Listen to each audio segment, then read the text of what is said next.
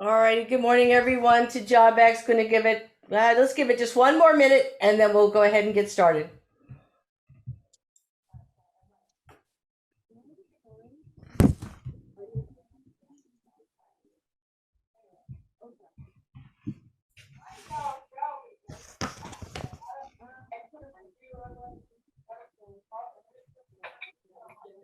And I think we've got somebody on. I'm hearing some background noise here.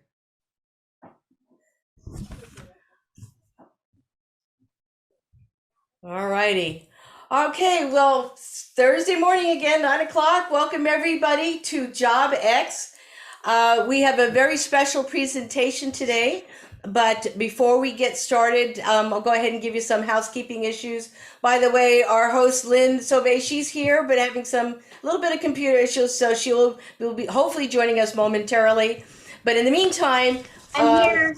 Oh, you made it. I did. Perfect. Thank you. Thank you for that. So go ahead. I'm sorry. I didn't mean to interrupt. Okay. Do you have your camera on, Lynn? Yes. Okay. For some reason, it's not showing on my screen. All right. So anyway, well, did you want to do a quick opening yourself? Sure. Good morning, everyone. Welcome to JobX. We're very happy to have everyone here today. Thank you for joining us for a very special guest. I won't do the introductions. I'm just going to say hello and good morning. And we're very happy to have Mr. McCoy here. So thank you so much for being here. And hello. I don't know if you can see me, but I am waving. We're excited to have you here, and we're just gonna get rolling. I know Carol's got some announcements to make for housekeeping rules, and again, I apologize for my hiccup in computer, but as we all know, technology sometimes doesn't move as smoothly as we wished it would. So thank you so much for being here. I'm going to hand it over to Carol. Thank you. Thank you. Great. Thank you, Lynn. All right. So the housekeeping issues, just a couple of things. If you would, please go ahead and mute your mics right now so we don't hear any sort of funny noises or private conversations. Also, feel free to go ahead and put your information in the chat box. Your name, organization, and even contact information. It's a great way for all of us to connect with each other in case we have questions. And then finally, after the presentation, we will be doing questions. So if you would go ahead and put your questions in the chat box, we will then answer them in the order received at the end of the presentation. So once again, I'd like to welcome everyone to this wonderful presentation we're looking forward to today on diversity in the workforce. But before we get started, we have our director here, director of Alaskan Division of Vocational Rehabilitation, Director Mays. He'd like to say a few words.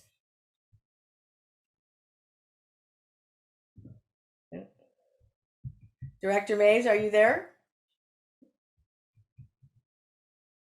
I see his picture, but I don't see him. There he is.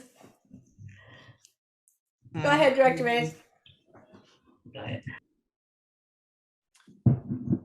Ken, thank you again for being here. And as I said, we look forward to having a one-on-one with you in the near future to talk about diversity, equity, inclusion, and accessibility. So I apologize. I'm at home. My dog came into the room here, so I had to mute and turn the camera off. So he also wants to thank you for being a part of this. So much appreciate your presentation. Looking forward to it.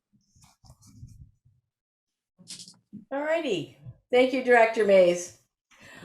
Okay, so just to get started, in recent months, we have been talking with business owners, organizations, and agencies, in this case throughout Anchorage and throughout the state, regarding diversity and inclusion, both with the people they serve and in their workforce.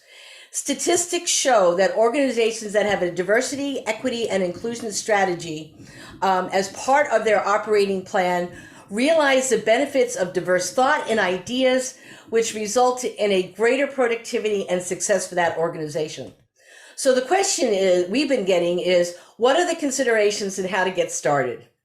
So here to answer that question is our very special guest speaker, Kenneth Mccoy, who is the Chief Diversity, Equity, and Inclusion Officer for Providence, Alaska, where he coordinates efforts to promote culturally competent, patient-centered care, as well as diversity and inclusion within the Providence, Alaska workforce.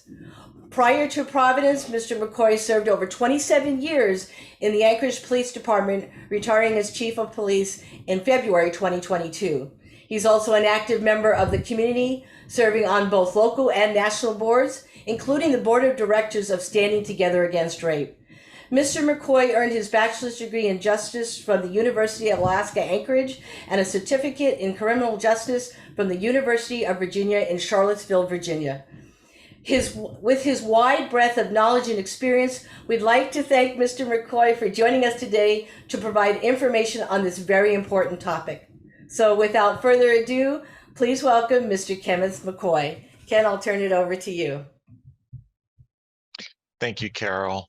And good morning, everyone. And thank you so much for this warm welcome. I'm Ken McCoy, and it's an honor to be here with you today. As mentioned, I recently retired from the Anchorage Police Department as Chief of Police, and I now serve as the Chief Diversity, Equity, and Inclusion Officer for Providence, Alaska. I had the privilege of serving the citizens of Anchorage for the last 27 years. And over the course of my career, my greatest sense of accomplishment and pride came from bringing law enforcement and the community together. Earning and maintaining the community's trust was of the utmost importance to me. So when I retired, I wanted to continue making an impact with the community.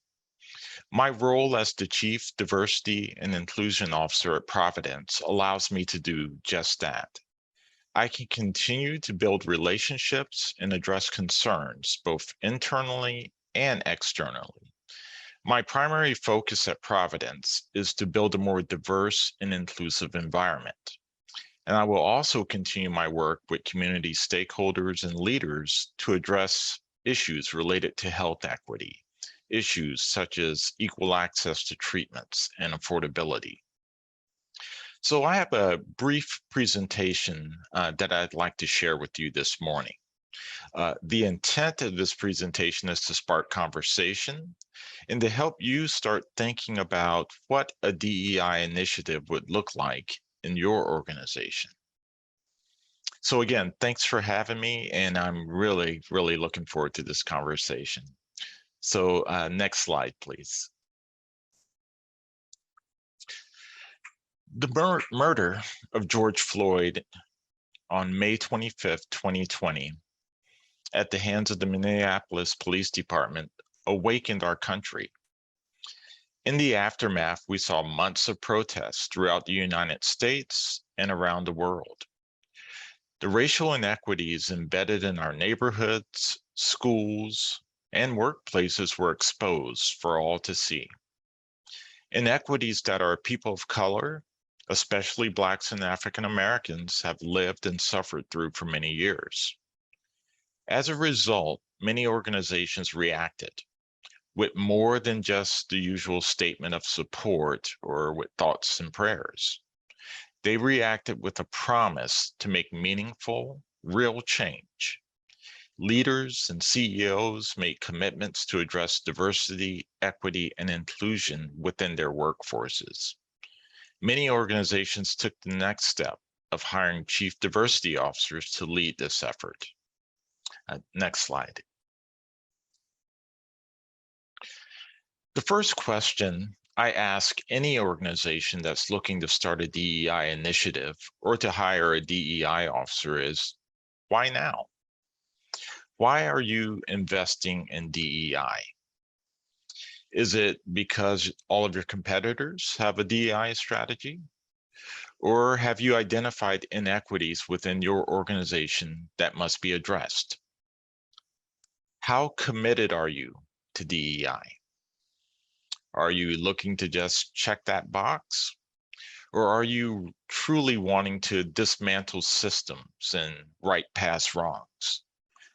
These may be very uncomfortable questions to ask yourself or your staff, but we must be honest with ourselves as we evaluate our organizations. This work takes real commitment. Next slide. So, you've made the decision to hire a DEI officer. As I mentioned, DEI should be embedded in all we do. It touches so many different aspects of our society, and it should be reflected in the representation and actions of our organizations. So, who is the ideal candidate to lead this work? Are we looking for someone who has 10 to 15 years of specialized DEI experience? Or will we be better served by hiring someone that has been on the front lines of advocacy, fighting for social justice? Are you looking for a leader with executive experience, or a dynamic communicator, or a influencer or change agent? There's no right or wrong answer here. It truly depends on your organization and the type of impact you're looking to have. It may be easier for some organizations to accept a proven leader from another industry over a high-profile community activist. It's a journey, and there's no one-size-fits-all answer. Next slide.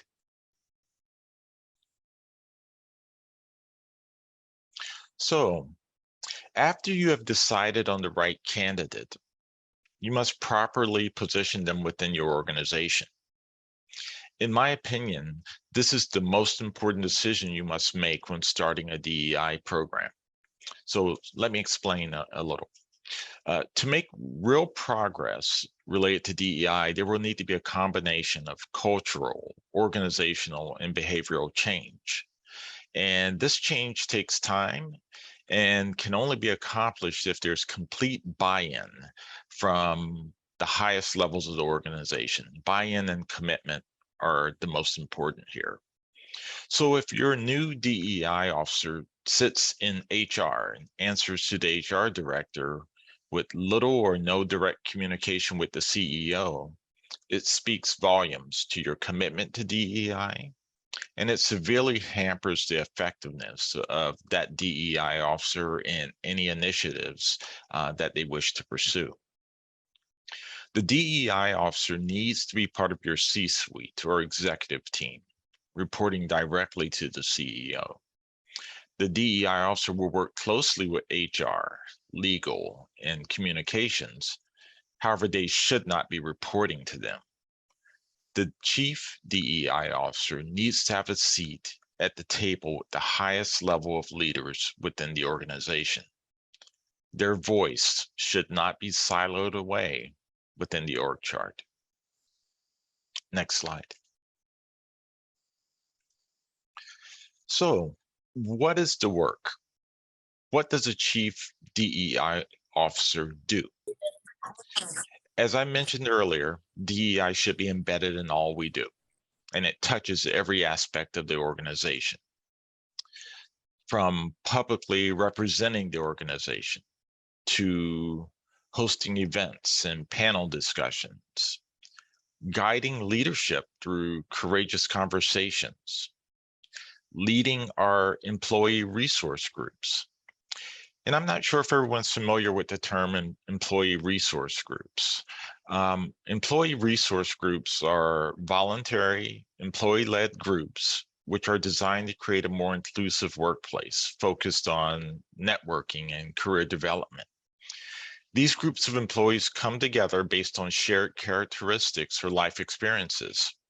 For instance, at Providence, we have 3 formal resource groups. We have the Black resource group, we have the Latinx resource group, and we have the LGBTQ resource group.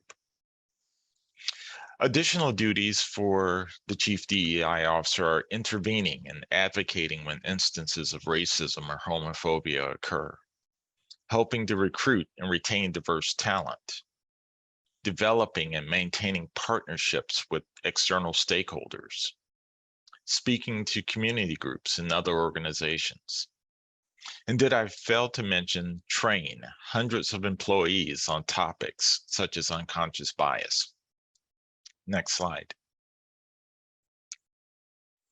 So wow, that's quite the list, and it's a huge responsibility.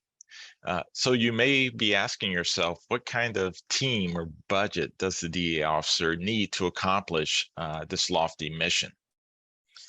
Sadly, in most organizations, the chief DEI officer is an army of one with a nominal budget. Thus, these professionals often have to leverage relationships throughout the organization and community to further their DEI efforts. If this is the case within your organization, please be mindful and temper your expectations. The DEI officer will only be able to do so much alone. So it's imperative that every leader becomes an advocate for DEI, rallying behind and supporting the DEI officer as they take on this work. And remember, DEI is a shared organizational responsibility. Every leader in the organization plays part in building an inclusive culture. And if DEI is a priority, it needs to be reflected in the budget. Next slide. Finally, how will we measure success? This is an extremely difficult question to answer. For instance, inclusion. How do you measure it? Inclusion is the sense of feeling welcome and valued. How do we measure that? These aren't easy questions. And my recommendation is to identify and focus on one or two organizational priorities. Set your goal and design the metrics. As discussed earlier, there are so many aspects to DEI, all which take considerable time, resources, and effort to impact. So remember that this is a journey. Changing culture and behavior is a long process. However, if we can impact one person, and it may be one person at a time, it's worth our effort. Next slide. So thank you for allowing me to share my thoughts with you on DEI. As significant events of racial inequality continue to occur across our country, there's an increased sense of urgency to act. And I applaud you all for having the courage to have this conversation and to explore the next steps with me. It's been an honor to be here with you, and I would really like to, open this up and to have a discussion with you as to where we are and where we need to go to build more inclusive environments within our organizations. So if we can open it up for questions.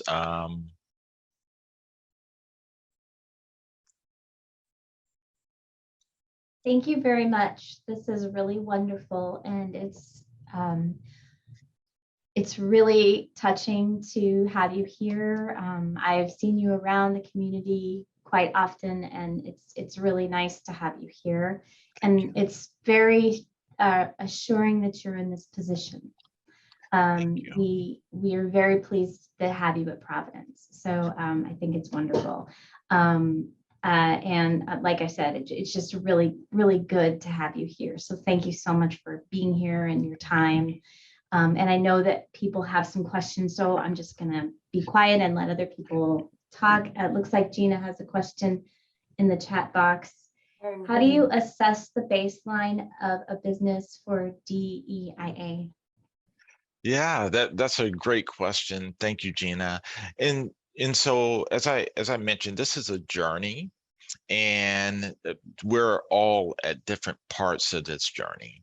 And so, when we look across the industry, there are many companies that do it well, from Microsoft, Target, Intel, all have very strong DEI programs. So I think when we're looking at best practices and other models, we can look towards some other organizations who are doing it well and benchmark ourselves against that. However, truly, as I mentioned, there are so many different aspects to DEI work. And I think the first question is we really have to ask ourselves is, okay, why are we looking to initiate a program? And what are we looking to accomplish? So I think that really one of the first things we have to do is identify, is there a problem or a barrier that we're looking to improve upon? And then as we build our program, focus our efforts on addressing those concerns. Oftentimes, one of the first areas most organizations identify is diversity within the ranks of the organization. And many organizations can look at their diversity numbers and say, well, we're not doing too bad here. But the question I ask is, where does that diversity fall within the organization? Is that diversity all clustered at the entry level? And as you move up through the organization chart, does those diversity numbers start to fall off? And what is that diversity at the highest levels of the organization? Are there diverse voices at the table, at the decision-making table? So again, every organization is different, and you really have to look at where you are on that continuum to see what's needed when starting a program. So thank you for that question. That was a Thank great you. answer. Thank you. I really appreciate that. Looks like Director Mays has a question, so go right ahead, Director Mays. Great, thank you.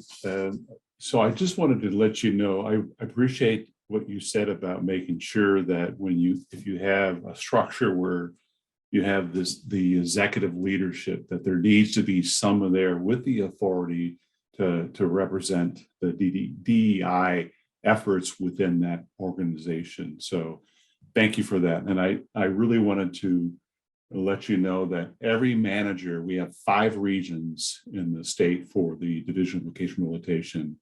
All 5 of those managers are here because we take it very seriously, to include our chief. And so if I could, and I know I see Gina's one of our managers. The other managers, if you could just come up on screen, and Mariah as well, so that visually Mr. McCoy can see you. And I'll just give them a second to do that, so you can recognize that. So I'm doing that to really emphasize that this is an absolutely big deal for us. So within the state system, we, about 1.5 to 2 years ago, created the Alaska Work Matters Task Force. So I've been in government for a long time, and I would agree with you that we need to do more when it comes to diversity, equity, inclusion, and accessibility. So as a part of that task force, we wanted to really address competitive and integrated employment for Alaskans with disabilities. And so we were able to get support from the current governor to establish this time-limited task force of 28 members across state government, our community, Alaskans with disabilities, mental illness, physical disabilities, and so forth, have come together, and we have addressed about 20 recommendations that we are going to bring forward to the governor. And so the report that has been developed as a result of all that work that we have done, and Gina played a real key role when it comes to diversity, equity, inclusion. One of those recommendations will be that. I think about what's going on in other parts of the country where within the governor's office, they have somebody who has that authority and is really moving forward with this particular initiative. So I like to think that maybe that's something that we could propose to the current administration around elevating that. So as a part of all that work, and I had mentioned to you in the very beginning when I first came up on screen, we're going to do a conference on September 21st, 22nd, and 23rd.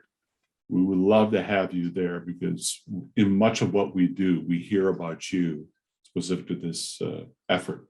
So we're hoping that when Gene and I talk to you, that you'll agree to maybe do a presentation at that conference, a larger audience, a broad-based audience of people with different kinds of leadership background throughout state government and the private sector, nonprofit sector. So I just wanted to give you that foundation. Just remember, Alaska Work Matters Task Force, moving that forward to try to create that change so that we have much more diverse workforce.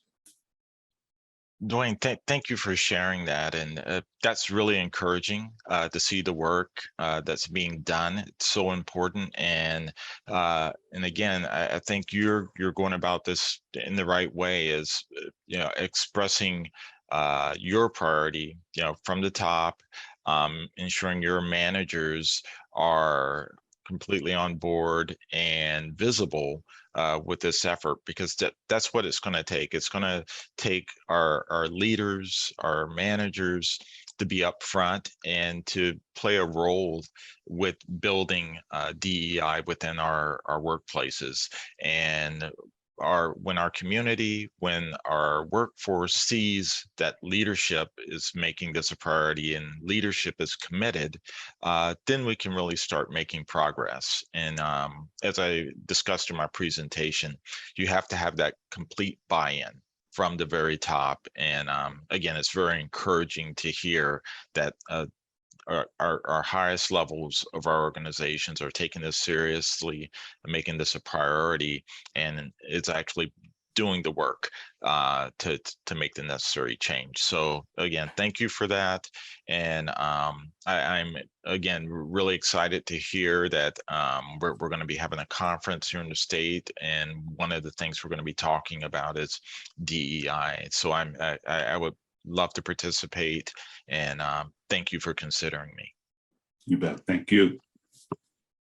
So thank you. And it looks like Ephraim from Goodwill has a question. Ephraim is one of our longtime participants of vocational rehabilitation, and he does a lot of work with a very diverse population. So I'm excited that you have a question. Go ahead, Ephraim. Oh, my question is, a lot of people don't say there's quotas at places that hire people. How does DEI go with that? Because some places want a woman specifically, or they want a man specifically. Like I talked to my sister in another state. She was applying for a job as a manager. They hired a young person that didn't have that much experience over her. So it's like an ageism experience thing going on also. How does that come into DEI? Yeah, no, thank you for that question. That's a great question, and it often comes up.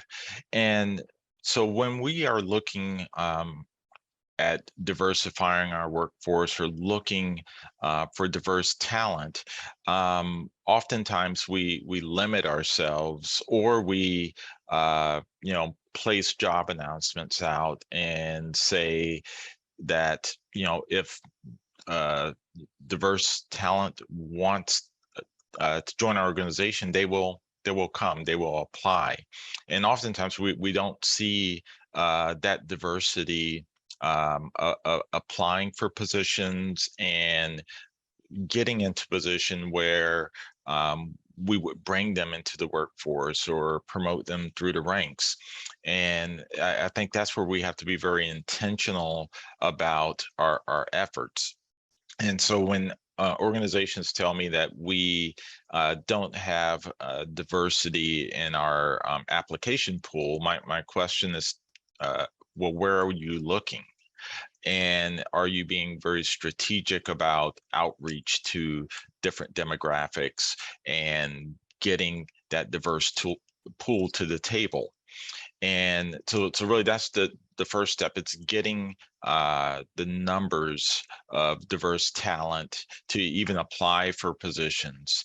And when you get that diversity in your applicant pool, then our goal is to hire the best. We're not looking to fill quotas, but what we want to see are opportunities where diverse talent is being considered. And as you all know, anytime you're making selections, it's the numbers game. If there's more diverse talent in the pool, the likelihood that there will be selections made from that increase. And it's the same thing with talent within the organization. For promotional opportunities, are we mentoring and are we developing our diverse talent to give them the best opportunities to compete for promotion? And again, it's always about hiring the best, most qualified for the positions, but are we ensuring our diverse talent have the same opportunities, and are we getting diverse pools of applicants applying for jobs within our organization? And I think the old model again of we post it and we sit back and they'll come to us, it just doesn't work. If we truly want diversity within our ranks, we have to seek it out. We have to cultivate it from within our organization if we expect to see those numbers move. But it's not about quotas. It's about providing opportunity to the most talented within our community and within our organizations. And we want to see some of that diverse talent get the chance to step into those roles. I hope that answers your question. Thank Yes. you. Thank you. Gina, you have a question as well? Get to Mariah. Yeah, my question is, Candace, do you have recommendations on what that outreach would look like to capture the best diverse populations? What does that look Yes. like for Providence?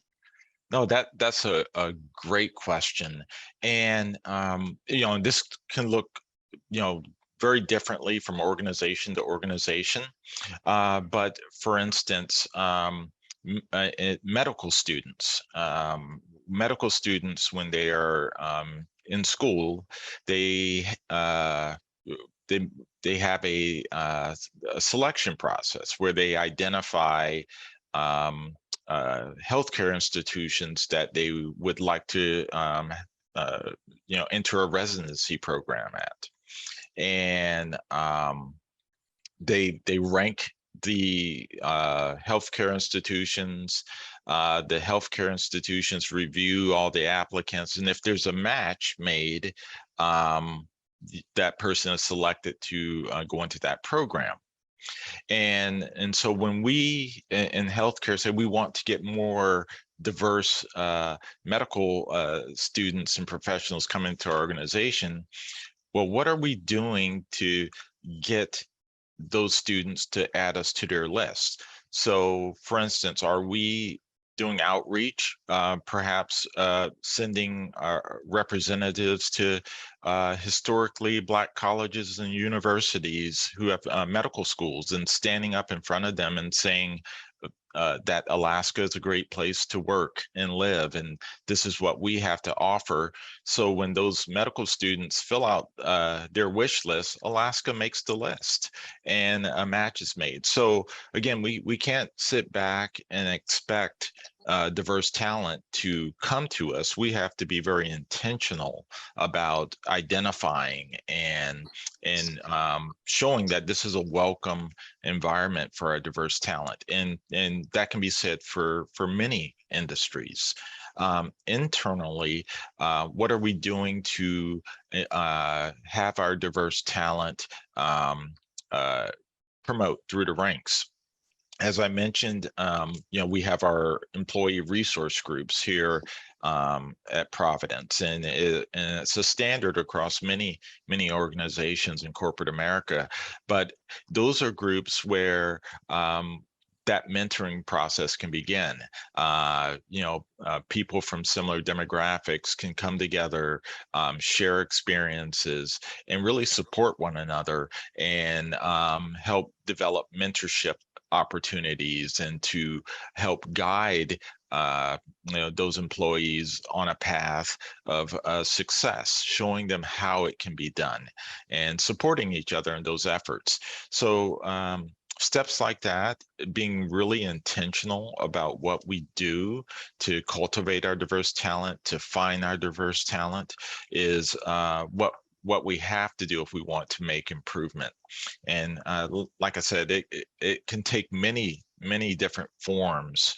I recall when I was with the police department, we wanted to get our diversity numbers up for our police academy. We were having a really hard time.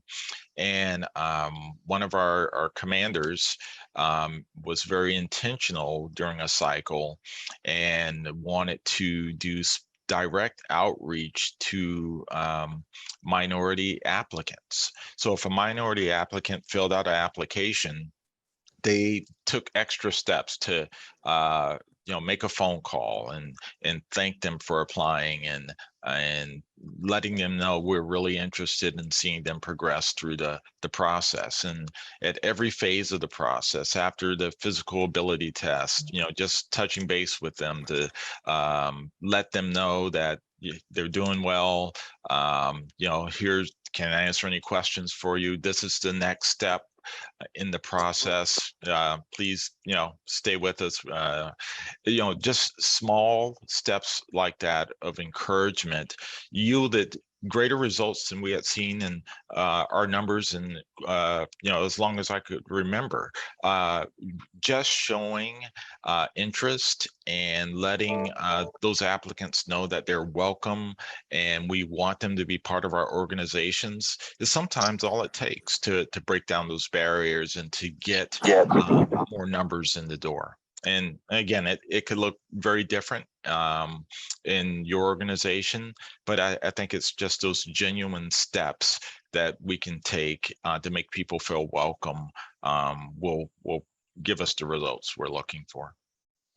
That's really impressive. Do you recommend, when you're talking about these different groups meeting and then when they meet, providing that mentoring, is that on the clock then? Is the agency supportive of it that way, or is it something somebody does on a lunch hour, or is there a theme with that in corporate America? Yeah, so great question. And again, this is where our leadership has to show support. And so if we're truly committed and supporting these efforts, this is time that we allow these employees to gather on the clock. And what these meetings often look like is the groups come together. There's usually a educational component to their meeting, and then just a round table of idea sharing and opportunities to mentor. And one thing that we always express is that these groups are not exclusive. They are inclusive, and they're open to members of that demographic as well as friends and allies within the organization, because it makes a big difference when you have members from across all demographics present and supporting one another. So what we see is, although it may be the Black employee resource group, we have members of all demographics attending, supporting, and making this a safe space for everyone. And truly what it comes down to is making everyone feel welcome and valued. And these are safe spaces for employees to just kind of express concerns and support one another and just build stronger skills and relationships. This is Efren with Goodwill. I have one more question. For Alaska, how do you reach out to the indigenous population? Yes, no, great question. And again, it's about relationships and meeting people where they are.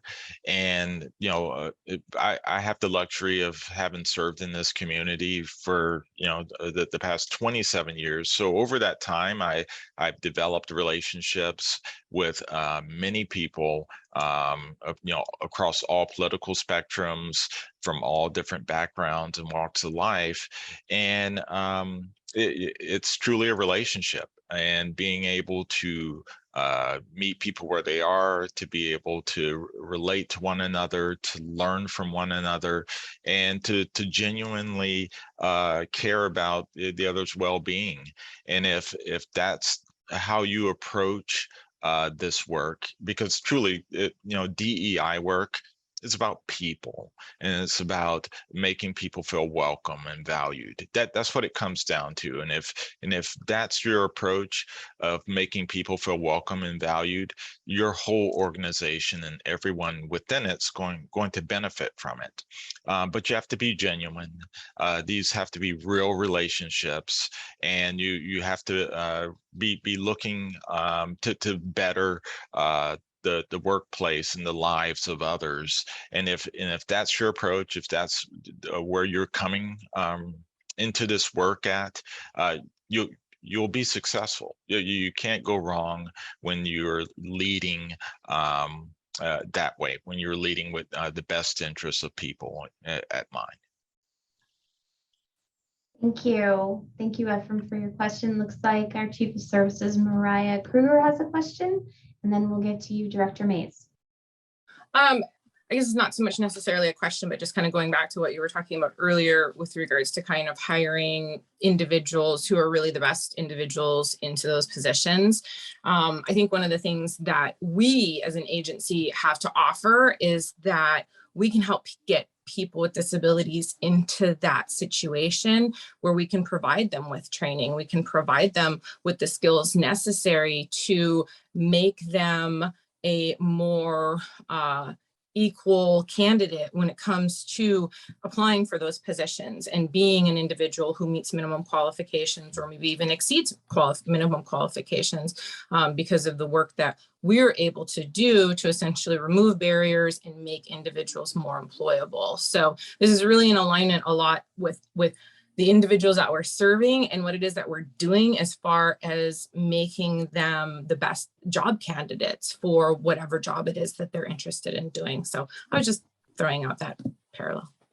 No, that's a great comment. And yeah, that's what it's about, is helping develop and get people into the best position they can so that they are competitive. And again, building relationships with different organizations to help identify opportunities.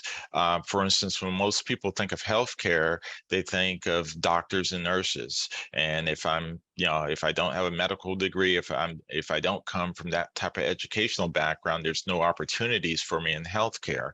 But that's not right. There's so many different job categories that are available for people who are not medical professionals to get involved in the healthcare industry. And that's where, building partnerships and relationships with different organizations to, leverage that and to see what the gaps are and the needs are, and then to help build that workforce to fill those jobs is critical. And so it's going to take us all working together to do so, because as you all know, across industries right now, we're all struggling to fully staff our agencies, and that's where workforce development is so important. And again, we need to work together to build up our workforce and to identify opportunities and to get people connected to those resources. So no, thank you for that comment. Looks like Director Mays has another question. Go ahead, Director Mays. You bet. Maybe more just of a comment. So I thought I would just, many of the people that are in this virtual room are staff from the Division of Vocational Rehabilitation. And I like to think that once we hire somebody, they're with us for a long, long time, 10, 20, 30 years in the business. And I always use the analogy of an onion. So I come from I grew up in, I won't say the state, in a small little community, very conservative community. And so all that secondary information that you receive and hear as you evolve and grow up as a child, then as a teenager, now as an adult. So then for me, working in this field, when I go out and I talk to employers to try to market and sell our customers, our clients, people with disabilities, I can tell that they have learned something in the past. And so I use the analogy of an onion, and I try to peel away at that, because that initial response might be, wow, this person has some really bizarre views of life, when it comes to color or what have you. So for me, it's trying to undo that and get them to understand, look at the person for what they bring in terms of skills. So it can be weary. It can be exhausting, that the day in and day out. And I had a colleague say to me the other day, when do you think it's going to end? When do you think we'll get to the promised land? I said, probably not until, it will be well beyond my lifetime. So to my last breath, to be able to continue to advocate for people with disabilities. So I thought I'd just share that with you. No, thank you for that, Dr. Mays or Director Mays. It can be exhausting. And what I tell people often is don't just get discouraged. We all can make small steps within our circles. And so I just encourage people to do what you can where you are, and collectively, with all of us pushing forward, we will make improvement and strides. But if we try to take it all on and try to solve it all, it can be overwhelming, and you can easily get frustrated. So make that influence where you can, and that keeps me grounded. Thank you. And it looks like Carol, my coworker Carol, has a question. So go for it, Carol. Oh, I have lots of questions. We don't have time for all of them. I know, I do too, but I want to make sure we honor everybody's time. Right, that's why I have to keep quiet. But I have this one question I wanted to at least put out there. So the people who are part of JobX, we are, as I said, businesses, employers, organizations of all different shapes and sizes. And that really hit home to me when you were talking about it sounds like an organization really has to look at themselves first to define who they are and what they want to accomplish before they can even figure out where they're going to go with that. So my question is, as a former small business owner who doesn't have a budget and couldn't hire a professional, but really wants to move forward with DEIA, what are your recommendations to get started? Yeah, so no, great question, because yes, you're correct. Every organization's not going to be able to hire a specialist to do this type of work. And even the companies that do hire the specialists, that one specialist can't do it all themselves. So it falls upon the leadership of the organization to really be the champions of DEI, and to really instill that throughout the organization, and their hiring practices, in their promotional opportunities and development opportunities. And so really that's where it has to start. The CEO of the organization has to make it a priority, and that priority will filter down from there. And again, it could be things such as starting a book club within the organization, where a book is identified that speaks on these topics, and everyone reads a little bit of it, and you discuss it at your next staff meeting. So there are small things that can be done to help further these efforts within an organization, and to show support without it being a a department in and of itself. But again, it's just a mindset, it's a culture. And again, you have to be intentional about it. And, looking at things from a different perspective and challenging some of your processes that are in place when you're hiring, asking, is our pool of applicants diverse? And if it's not, why isn't it? And if the answer is because we didn't get any diverse applicants applying, you may want to reevaluate your process and ask yourself, where are we looking? What steps are we taking to make this an attractive, more inviting organization for diverse talent? And if you're getting, or if you are making those efforts, then you can feel good about your process and move forward with the selection if you know you're trying and looking in the right places. Thank you. Thanks, Carol, for your questions and comments too. Gina, you have another question? Ken, thank you so much. This has just been so powerful for me. I serve on a DEI committee on the national level, and then I've been doing some work here in Alaska and Anchorage. And so one of the things I talk with people about is that it actually increases their revenue to make a decision to do this.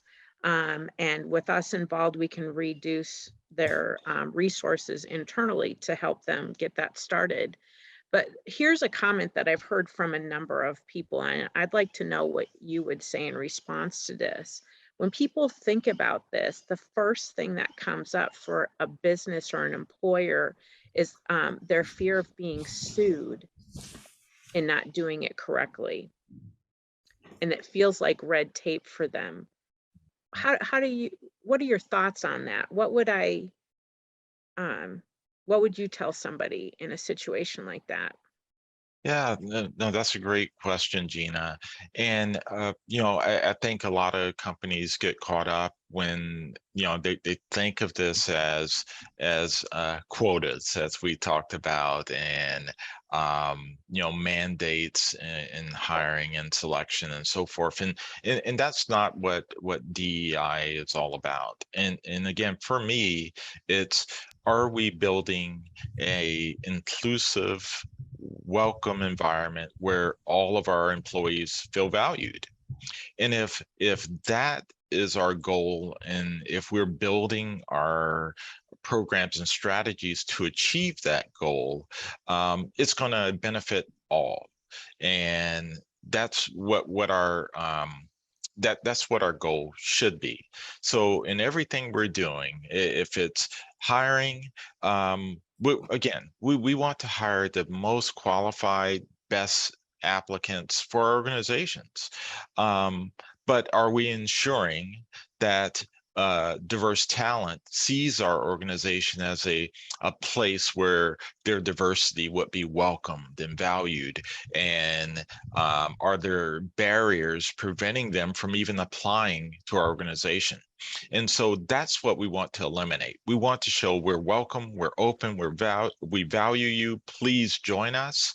And we, once that diverse talent starts to see our organizations as a place, then naturally there's going to be talent, qualified talent that comes across our desk that is going to meet the mark and that we're going to select just based on qualifications. But we have to get the numbers up. We have to get people interested in us.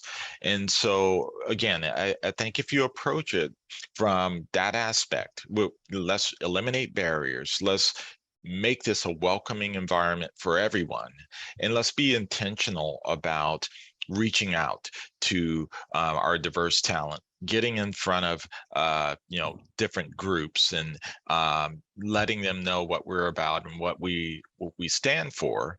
I think we'll see movement there, and we'll be less fearful of lawsuits because again, we want the most qualified, the best, but are we given opportunities for diverse talent to see us as a viable workplace?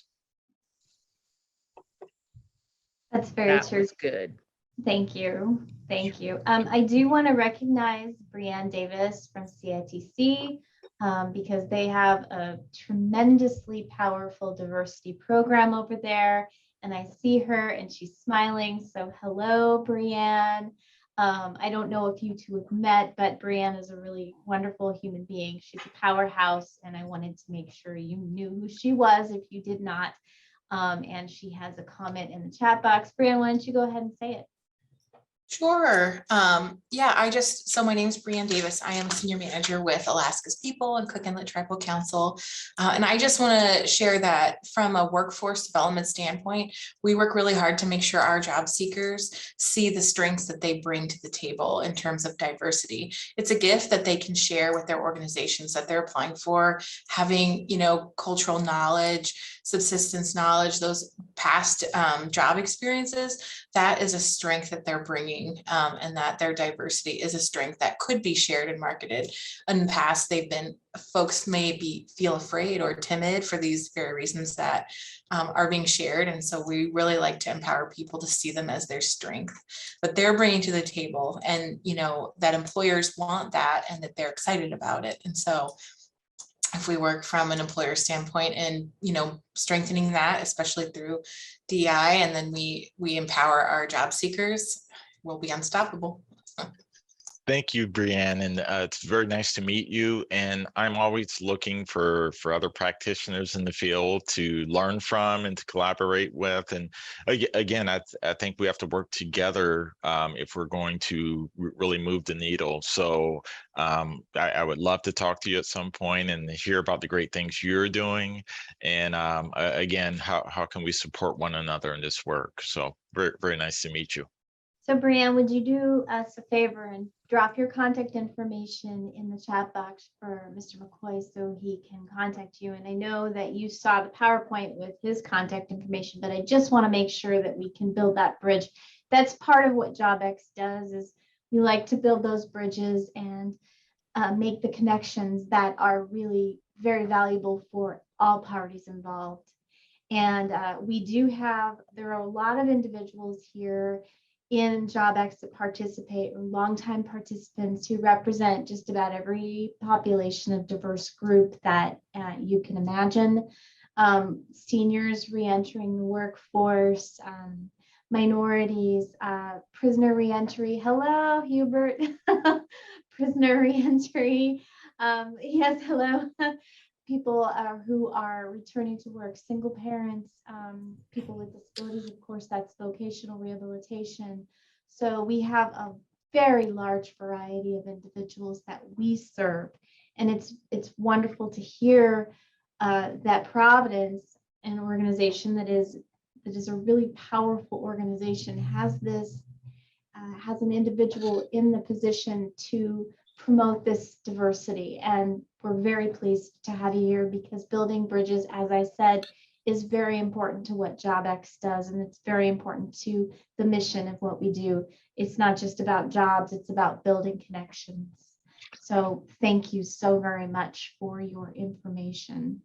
So what I would like we are very short on time. So what I would like to do is invite everyone to turn on their cameras and give Mr. McCoy a virtual round of applause. We do this like this so we don't short out the cameras. Thank you so much. As I mentioned, this is an honor for me to be here with you. And again, this is a journey. We're all at different parts of this journey. But again, if you remember that our goal is to build a more inclusive environment that's welcoming to everyone, where everyone feels valued. You can't go wrong trying to do this work, because again, it's only going to make us all better. So thank you. I really appreciate your time today. Thank you very much for your time. And as division people, I would like to invite the division people, the people from vocational rehabilitation, to please stay online. We're going to close the meeting today, but next week we do have guest presentation from CITC. We're going to talk about the employment opportunities and all of the good programs that they have for our folks to offer services. So as we end every JobX, I would like to invite Mr. Gorman from the VA domiciliary. You get to see how we close our meetings, Mr. McCoy. So we will see you next week. Same bat time, Same bat channel. Thank you so much. We'll see you next week with CITC. And again, thank you so much for joining us. Hubert dropped his information in the chat box for you to be able to contact Mr. McCoy. So those from vocational rehabilitation, you're invited to please stay on so we can continue this conversation with Mr. McCoy in Providence Hospital.